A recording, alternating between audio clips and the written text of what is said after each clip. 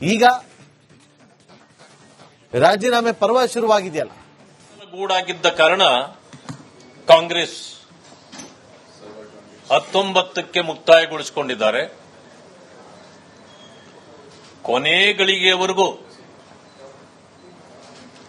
ಅಳೆದು ತೂಗಿ ಆಕ್ಷನ್ಗಿಟ್ಟು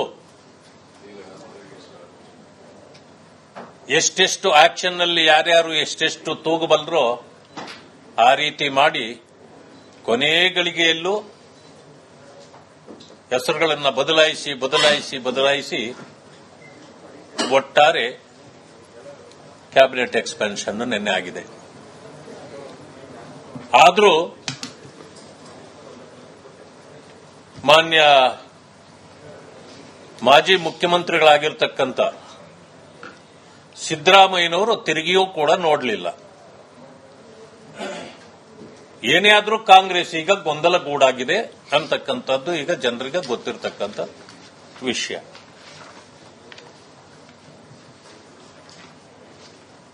ಅನೇಕರು ಇವತ್ತು ರಾಜೀನಾಮೆಯನ್ನು ಕೂಡ ಸಲ್ಲಿಸಲಿಕ್ಕೆ ಹೊರಟಿದ್ದಾರೆ. ಅದೇನೇ ಇದ್ರೂ ಅವರ ಪಕ್ಷದ ಆಂತರಿಕ ವಿಷಯ ಅಂತೇಳಿ ನಾವು ಅದನ್ನು ತೆಗೆದುಕೊಳ್ಳಕ್ಕೆ ಹೋಗೋದಿಲ್ಲ. ಆದರೆ ಇವರ ಗೊಂದಲಗಳು, ಇವರ ಭ್ರಷ್ಟಾಚಾರ ಇವತ್ತು ರಾಜ್ಯವನ್ನ ಅಪಮಾನಕ್ಕೀಡು ಮಾಡ್ತಾ ಇದೆ.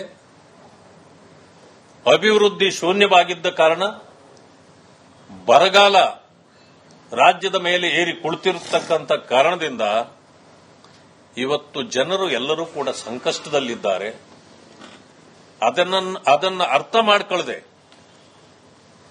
ಕಾಂಗ್ರೆಸ್ ಮುಖಂಡರು ಮತ್ತು ಸರ್ಕಾರದ ನಡೆಸತಕ್ಕಂಥವರು ಜನರಿಗೆ ಮತ್ತಷ್ಟು ಸಂಕಷ್ಟಗಳನ್ನು ಒಡ್ಡುವ ರೀತಿಯಲ್ಲಿ ಇವತ್ತು ಇವರ ನಡವಳಿಕೆ ಇದೆ. ಇದನ್ನು ನಾವು ಖಂಡಿಸಬೇಕಾಗತ್ತೆ. ವಿಶೇಷ ಅಂತಂದ್ರೆ 20 ಹೆಸರುಗಳನ್ನು ನಿನ್ನೆ ಕಳಿಸುವಾಗ ಪಟ್ಟಿ ನನ್ನ ಕೈಯಲ್ಲಿದೆ. ಇದರಲ್ಲಿ speaker legislative assembly GS Patil,